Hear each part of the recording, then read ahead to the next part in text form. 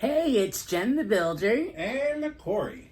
And welcome everyone to Take the Elevator. Welcome. We've added, or we're trying out the new way of Take the Elevator, where we're still going to be on podcast platforms like Apple Podcasts, Spotify, things like that. But Yes. I believe we're trying to get ourselves on YouTube. We're trying to put ourselves on YouTube, and we're trying to get a video format so that we're multifaceted. That's right. It's exciting. It's always good when you're trying something new. Right. So Absolutely. like right now, I could say, hello. Yeah, hey. All right. Kory, before Yes. we get into our episode, which is, by the way, one of a 3-part series on the ABCs of relationships, A being advice. But before we get into that, you have anything you want to share? Oh man, Jen. So by this time that people will hear this podcast, we would have been at ReaderCon. And is that Corona or Riverside? It's Corona. In Corona, and we would have had a great time. I'm just going to put that out there, and looking forward to all the reader book events that we have lined up. So please stay tuned to our social media so that you can know when these things are happening. So I have something to say about that, something very vulnerable. Okay. So as authors, we got a welcome packet. Guys, this is our first time at a library at an event like this. Right. So we're kind of excited, we're big kids in that way. And Kory's showing me the format of where everyone's seated. And I think there's always something special about your first experience. Right. And it's just exciting to know, 5 years from now, we'll remember this. Because guess what? The seating, they've got, right when you get in, it's got the featured authors, right? So right when you see them, when you walk in, they're there. And then there's it looks like a long corridor of maybe tier 2 authors. Right. And then there's this space in the back. Way in the back. Yeah, by the bathroom. Yes. And the administration office, which of course is closed because it's the weekend. Right. But you go all the way back there, and there you will see the fuzzy furry forest. But guess what? I don't care. Yeah. I'm so happy to be there. Absolutely. Tier 3. Tier 3. Let me tell you why I'm so happy to be there. I'm so happy to be there because it's our first one, and we get to grow. We get to pay our dues and feel the momentum pick up. Yes. So that's a wonderful situation for me to be in because I like that. Hey, I agree. Anything else? No, that's about it right now. I mean, how you been, Jen? Yeah, exciting week. Yeah, exciting week at work. We had what we call a mission week. Yeah.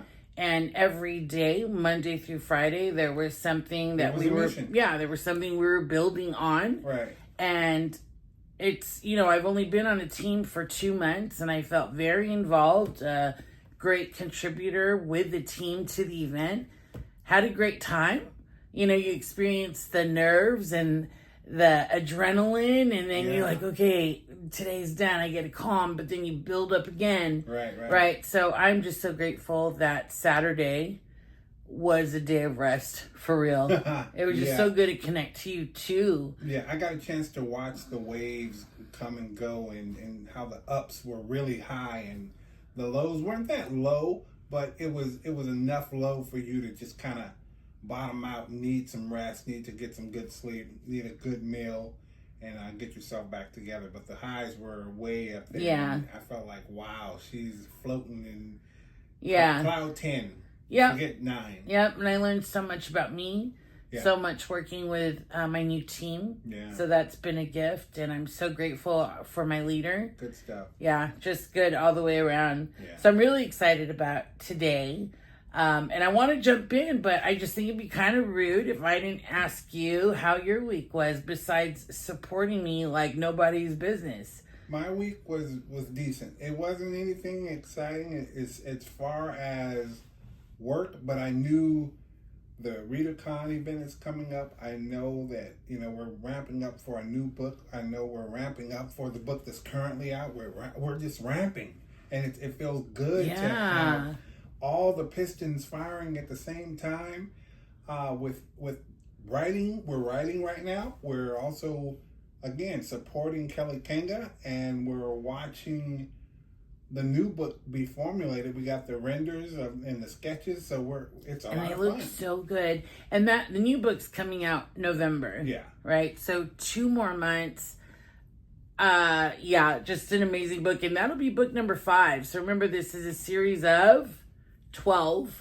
I've been saying 13. Well, it is 13. It's 13. It's a baker's dozen. Yeah. Okay. Anyhow. And I think I kind of let the cat out of the bag. But if I didn't, then I'm just going to keep quiet on what that 13th one is. Yeah. All right.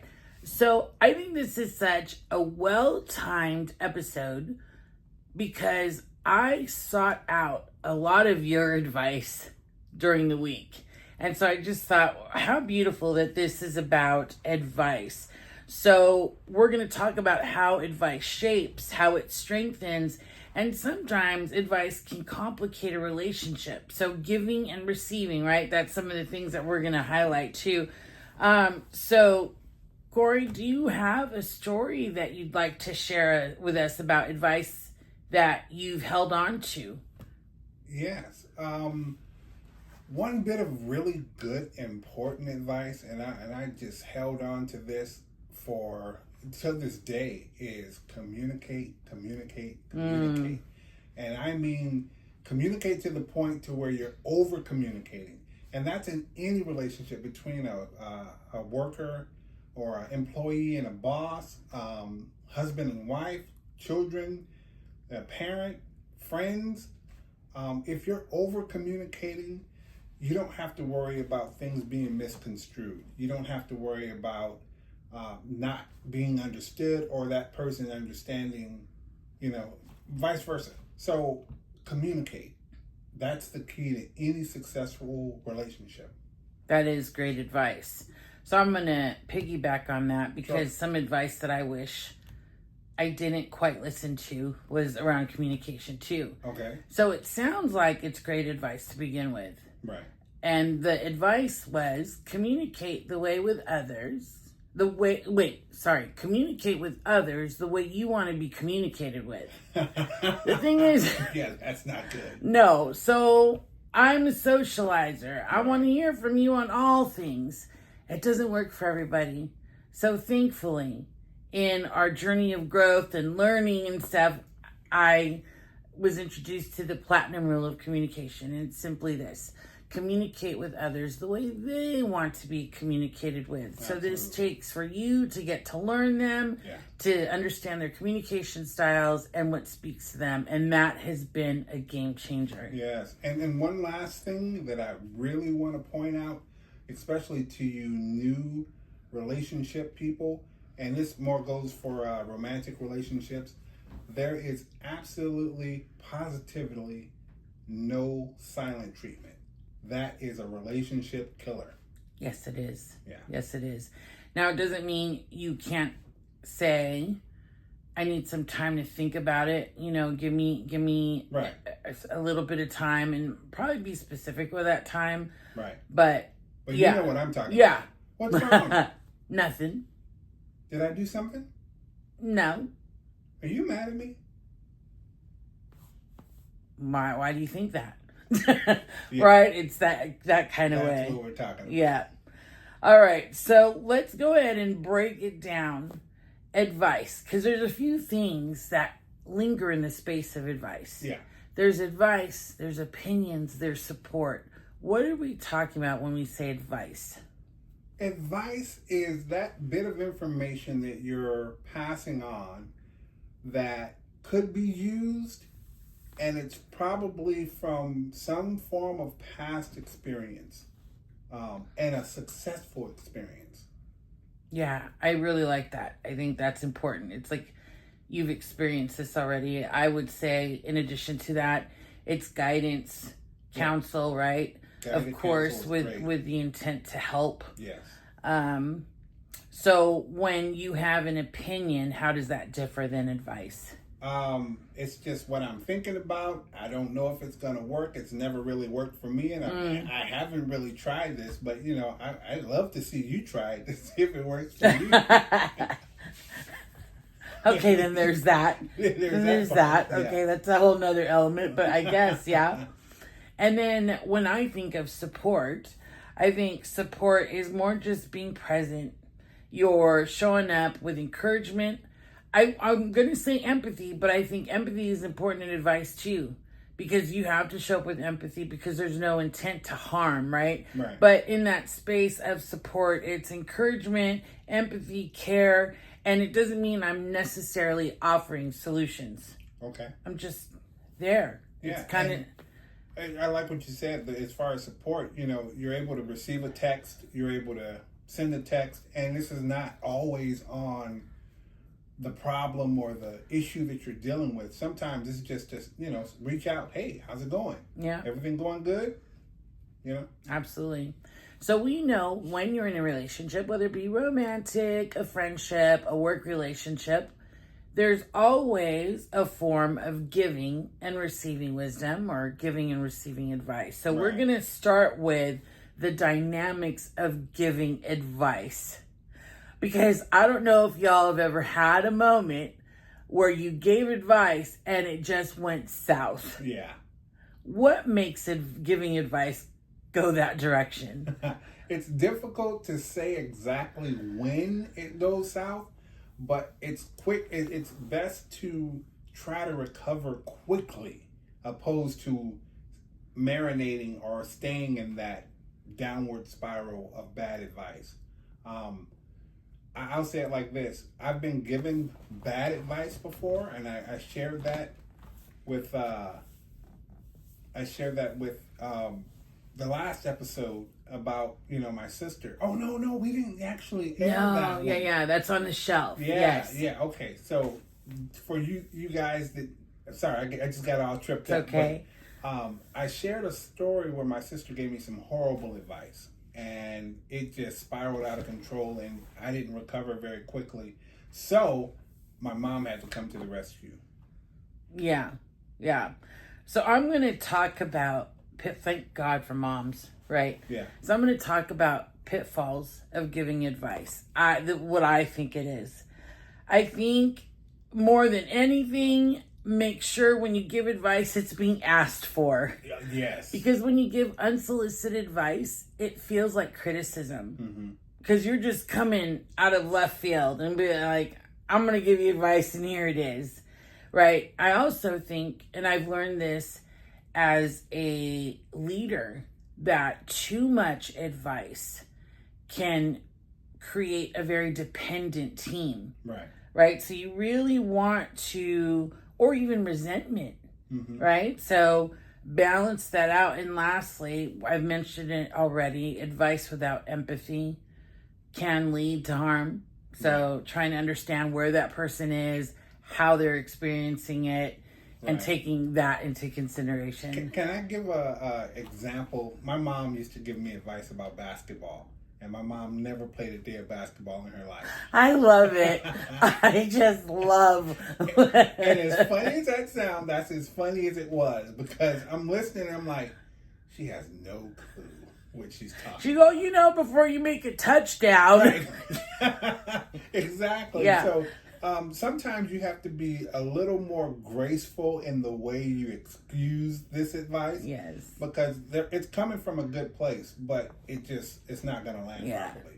And so we're going to talk about that in the art of receiving it, right? Yeah. Just giving advice. I think that's a good point, Kory. Make sure you've got experience or some kind of knowledge when it comes to that. Right. And if you don't, simply don't make it up and maybe point them another direction, or just say, I love you and I just don't have anything for you. Yeah. And maybe I love to listen. I'm sorry that you're going through this tough time and I'm here for you. Or how about, son, your dad was the basketball, but your dad was the athlete. You might there you go. Yeah, redirect. Right. So positive roles of advice. Man, because when advice is good, it's good. Yeah. And I had quite a few moments of advice you gave me. what it really did for me is it helped me see blind spots. Because things were going so fast, right? And it's heightened, and it's a good heightened, but there's pressure, there's timing of everything. Yeah. A little bit, I want to say, of performance, meaning when you're facilitating, you're time managing and all these things. So coming to you with things, you were able to see things at a different level that really helped me with my blind spots. So I'm going to say that was number one in receiving. I also think that your perspective, which was different than mine, helped me make some tough decisions. Yeah. It helps when you're on the outside looking in, Yeah. opposed to being on the inside looking out. Mm-hmm. So when someone's asking for your advice, you're not directly connected to the situation that's currently going on. So you're not basing this advice on how it's going to affect you. You're basing it off of how it's affecting that person you're giving the advice. Yeah. I think for me, a good rule of thumb for me, Okay. in giving advice, is I ask myself, is this ego driven or is this out of care? Because sometimes being so opinionated, and I am very passionate about different things, and I've checked myself because sometimes I'm giving advice based on what I think. Right? Or I'm pushing the agenda here. That's not advice. That's very ego, and I'm like, pull back. Anything else that you want to add to giving advice before we jump into receiving? I have this one thing, like, when someone's giving you good advice, or no, let's say it like this, you're giving good advice, right? And you see someone almost pick up a piece of paper because it's like, oh my God, this is good stuff. Don't turn it up. Keep it right there, because that's what they're looking for. If you go too far, you're going to lose them. I like that. Yeah. I like that a lot. Awesome. All right, so we're calling this the art of receiving advice because it is an art. It is. So let's just talk about this first and foremost. Why is it sometimes hard to receive advice? Oh boy, it's not tough at all for me, but it's tough to have to say it. A lot of times people are offering advice on things they have no clue what they're talking about. They have no experience on what they're talking about. Let's say Jen and I have been in a relationship for over 22 years, and someone that has little to no experience in a relationship trying to give me advice is really hard to take that in. And I'm almost ready to shut it down when I hear it building up. I'm like, it's cringy. You're just like, no, I'm not, I don't want to hear that. I'm good. So what do you think that is? Is it because everybody wants you've got more years in, so you feel like I've got more experience than you? Well, no, I think what it is that, as friends, we look at our friends and their relationships. We typically, if you've had a successful relationship, you typically know what's making your relationship successful. And if you've seen someone having horrible success in their relationships, you typically know what the problem is, but you can't just blurt it out.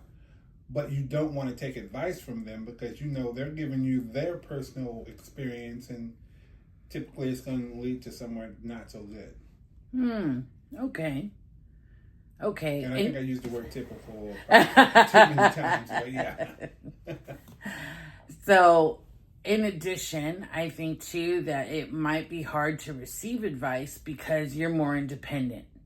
Like, I was talking to a good friend of mine, and I was emotional. Okay. And she thought because I've been years with certain experience and she sees me as someone who does this so well, or someone she looks up to, someone who's a mentor, like she's not able or shouldn't be giving me advice. So when she did give me advice, she kind of pulled it back. And I was like, no, I want that. That was good. I need that. And so that I'm very aware of, like, people give advice and even though I may have more years in, it doesn't mean your fresh eyes don't have something to give me that's very wise. Oh, absolutely. Right? No, I agree 100%. But let me give a very specific situation that I personally was in, where I was talking to someone that thought, I'm going to give Kory some advice, even though he hasn't asked. Sometimes you just got to put your foot down because you're the man. And I'm like, yeah. Let's move on, because that's not going to work. That's never worked in the history of the world, so we're not going there. Oh. And then I think, too, another factor is what makes it hard receiving some advice from some people is either you don't really trust that person, or you haven't had enough time, or you haven't been in that relationship long enough to know, should I trust this? Right. So one of the ways that we agreed to this, that it soars credibility at the end of the day. Who's telling me this? Yes. And do they do this? Do they live by this? Do they live by it? That's the key right there. Yeah. And if you don't live by your own rule of put your foot down, you're the man, you run the house, please don't give that to someone else. Right. Because I don't have a poker face. So when someone gives me advice and I'm like, what? Like, what did you tell me? Are you crazy? Yeah, I was just with you yesterday, and that's not what you do. Right. Either way. This question helps me. Is this advice going to help me grow? Mm-hmm. Is it going to move me forward? Right. I think that's a great question. And always, I think does this align with my values and who I am? Right. Period. Those are good indicators to let you know this might be advice that you could possibly take. Now, the last thing in this one section is, how do you respond even when you don't take the advice? So someone gives it to you and you're not going to take it for the sake of the relationship, because at Take the Elevator, we're about relationships, we're about people. So how do you preserve that relationship and not react in such a way that's going to hurt them? Well, typically, here's my word again, if I am very close to that person, I want to be as transparent and as honest as possible. So if I'm close to them, I'm going to say I'm good if I'm not going to take it. I'm going to say this is not something that I really want advice on. If it's someone I don't know that well, then I'm probably just going to say thanks. Oh, well, yeah, that's cool. Thank you very much. I appreciate that. And move on. And try to end the conversation as quick as possible. Okay. Right on. The way I might give, not might, because I'm giving it. Right. The way I would translate that is definitely acknowledge, the fact that they're giving you advice and that you're grateful for the time that they've spent giving that to you. And I don't necessarily just shut it down right away. I'll give you a little bit of time to see if it makes sense. And then I use my discernment to decide if this is for me or not. But either way, we definitely advocate for being kind when receiving advice that you're not going to take. Right. Okay. So I love this topic. Love the topics of generations. We are Gen Xers, proudly. And then I just said we're Gen Xers. Now I've taken an assessment. Kory, I love assessments. In fact, I'm gonna just stray a little bit. You're gonna tell the card story. So wait, what? Card story? I don't remember that one. Oh, we'll tackle that. Okay, I want to know about that. But I was in my my office and and I'm doing stuff and I'm printing and I'm like, ooh, and I make sounds out loud even by myself. Yeah. And Kory comes in. He's like, "What are you doing?" I saw nothing. He's like, "Are you taking another one of those assessments?" Yes, I am. This one was really cool. I'll tell you more about it later. But all that to say that when I took the assessment for the generations, and I don't know, I'm so proud of this, maybe because I'm in denial of my age, but I actually show up more as a millennial. And then I have some Gen Z attributes. Why would I get excited about that? Well, let me tell you, because I plan on continuing. Kory and I are going to work with people, I hope, until this life is over. Yeah. And so we have to be in tune with our generation, older generations, and the generations that are younger than us. That's important to us. I want us to be relevant. Yeah, and so it's funny to me because I don't typically, I'm just going crazy with this word today. But I don't usually go through good synonym. Yeah, I just had to replace it. I don't usually go through the whole assessment process. But learning that you do that has been such a treat for me to see how it works and how you apply it. And don't get me wrong, I'm doing the same thing. I'm figuring out how you're applying it and applying it to myself as well. But it's just fun to joke with you to say, what assessment are you doing today? I love them. Okay, so let's talk about older generation giving advice. Cool. It can be seen as wisdom, right, and tradition. It could be. Yeah. How do you think Gen Zers see advice from us?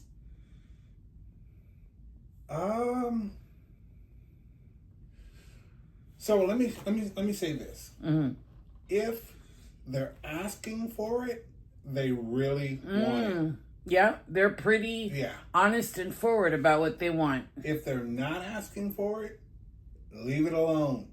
See? So that ground rule with advice. Give it if it's asked for, right? And when you see the light go off, because we've all been talking to someone, and that light goes off, like, I'm not listening to you, I'm not paying attention, just pull, but way back. Mm-hmm. And if they should come to you and say, hey, you were telling me something, and then you just kind of, pull back, like, oh, okay, my bad. I didn't know you were, still paying attention or listening to me. I didn't know you were that interested, and go back into it. But typically, I don't give it unless it's asked for. Good point. I've asked for advice from the younger generations because I'm really curious. Were you scared? No. Okay. It just gives me so much learning. It's almost like an assessment. It's great grounds to learn. Okay. So when asking them, they definitely share freely. Yeah. That's never a thing. I think there's a struggle when they feel it's ignored. Because it's almost like, I just spent time with you and told you what that should be. Yeah. And you didn't listen. I've experienced that with the books. And I asked a question, and I didn't take proper notes, so I had to go back and So I got a little bit of a spanking. Sure. And I think if we do that amongst our generation or the older, we understand I didn't take notes or I forgot. That happens a lot, guys, in our generation. When the younger generation seeks or gives advice, I feel like they're definitely more open to their peers, and they're very plugged in, of course, to social media. They get a lot of their advice from podcasts. I think the digital world, TikTok, my goodness, people live by TikTok. It's not always good advice. It's not always great advice, but they're getting it out there, and so let's hope they're finding something that's kind of mutual, or give some kind of baseline of good. I don't know. It's hard because I watch people make horrible mistakes from doing this digital thing, and I mean, let's talk about what's happening in the realm of retaliation and keyboard warriors. People, bullying. Yeah, people are like, I will do this to you, or I feel this way about you or that way about you, and then people are figuring out how to get in contact with these people, and it turns out very, it's very really bad. sad. Yeah, really sad. Okay, there's a statement that I don't really agree with, but they're saying the younger generations that's a big important word here, may undervalue the lived experience of their elders. I don't feel that. I think if the younger generation shows interest, that means they're really interested. Because I think they're just very straight up. Like, yes, I'm asking you because I actually think there's something there. Or I'm just not asking you because I don't think there's anything there. So this is opinion. This is not a fact. It's my opinion that we have experienced a threat and a fear from our parents that they would hurt us or harm us if we didn't do what they said to do. It's a true story. And I feel like this generation that, what are they, Gen X? Well, we've got, I think, millennials and Gen Zs. Yeah, they have no fear of stuff. No. And then once they experience something and that true fear sets in, that's when they realize, like, oh my goodness, I probably should have listened to someone. Right. Absolutely. And then I think, too, Kory, and we go deep into this, and we're going to touch on this and maybe expand in a later episode. Okay. But I always think, how do we stay relevant? Like, what main events have changed so much that we're no longer in touch with what younger generations may go through? So I said, okay, let's talk about COVID and that big, huge moment of crisis, uncertainty. It was scary. We were locked down. When we were younger, what did we experience that would have been equivalent to COVID? Probably the AIDS epidemic. Yeah. That happened. That was scary. Yeah. They didn't know how it was transmitted. For a long time. Yeah. And our generation, it was about connection. We were always together physically. We weren't just keeping in touch via chat. That was not a thing for us, texting. No. We were literally hanging out. And then there, of course, there's stories of like the boogeyman when it came to AIDS, right? So I think that's what I take away is we may not go through the same exact things because technology has changed and the world is moving so rapidly.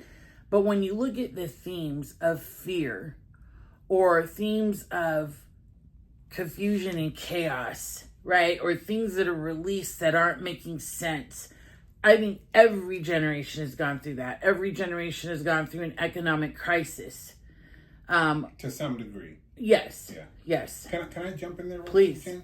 So I think in this generation, a lot of times parents and adults are relying on the digital to take care of the information given out. And it's relied upon. Whereas we listen to our parents, but I grew up personally looking into things myself, digging for myself, researching myself. Yeah. And I've been asked questions that I thought was, like, who does that? Who researches all that? Who looks into all that? Who reads the back of labels? Who knows what's good for you? And I'm like, well, that's our job as human beings to know what's good for us and what's not. There's no prerequisite that everybody's going to do the best thing for you. Right. So you have to read. You have to look at the labels and read the definitions, and especially if you don't know. Totally. Yeah. Good point. So we're going to come to the close of this episode, and we're going to just kind of give these real quick advice across relationship types. Okay. Romantic relationships. And it's so important, we agreed to this, to balance giving advice versus just simply listening. Kory, there have been times where I've told you, like, I just need you to listen right now. I don't, this isn't about what I need to do next. Yeah, and in my mind, I'm saying, Kory, shut up. Don't say anything. Just sit here and stare intently like you're listening. And make sure you understand what she's saying. But don't ask too many questions because it's going to throw the conversation off. Yeah. And you're always great, at least in this relationship. Kory, you really define what you need. Like, before he comes to me, I need you to pay attention and listen, please. I need you to talk back to me. Like, give me dialogue. Right. Or I just need you to listen. Yeah. Right? That's great. And then for friendships, This one's coming from me. Kory, you can add on if you have anything. It's, for me, it's being supportive without trying to fix everything. As the oldest child, I've just grown up to be a fixer. And that's not my place in life, to fix things for people, right? Because they're fully capable. My friends are strong. They're wise. They know these things. And so just to be supportive. Yeah, I realized a long time ago, people don't need fixing. They need to know directions. Yeah. And so if you draw a map or give clear directions on how to get somewhere, usually they're okay. They find their way. All right. Family relationships. I know there's different types of family relationships, but for the sake of time, let's just go with parent-child relationships. Yeah. I think for us, the big one, because our kids are 31, 29, and our youngest is about to be 27 in October. Yeah. It's parental advice that is appropriate for when they're younger, and learning to shift for when they're older and they're adult children who have autonomy. Yeah. I've watched lots of mistakes as adults, and I've simply asked, why didn't you ask me? Why didn't you bring it up to me? We could have talked about that. But I leave it completely up to them to figure out whether that's something they want to do or they want to keep going down the same road. Yeah. Workplace relationships. What would be your overall wisdom in there? Do your job. I love it. Do your job. Did you catch that? Just do your job. Okay, so here, real quick, just some practical, typical, because Kory's been loving that word, takeaways for giving advice. We agree, ask permission first. Yeah. Right? Share from your experience, not as a directive. That's not what this is. And offer curiosity instead of commands. I think those are our top 3 for giving them. For receiving, listen before fully responding, maybe. Right? Yeah, that's always good. Yeah. Thank the giver, even if you choose to do something differently. Just thank them. And then using discernment, huge. Like, again, we broke that down. Does this make sense for me? Is it lined up with my values? Is this going to help me? So using that, keep what serves you and release what doesn't.